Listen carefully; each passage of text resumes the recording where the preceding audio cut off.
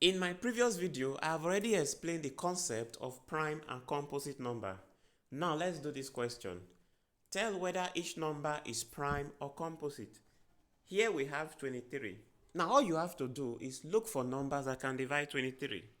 1 can divide 23. Apart from 1, the only number that can divide 23 is 23 itself. Now you can see that 23 has only 2 factors. And a number with only 2 factors is called what? Prime number. That means that 23 is prime. Now let's look at another example. Now what if you were given 100? All you have to do is look for numbers that can divide 100. 1 can divide 100, 2 can divide 100, even 5 can divide 100. As you can see, we already have more than 2 factors.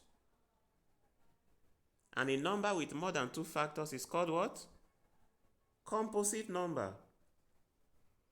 That means that 100 is what? Composite. Here we have come to the end of this video. If you love my video, do well to like, subscribe, and share it with your friends.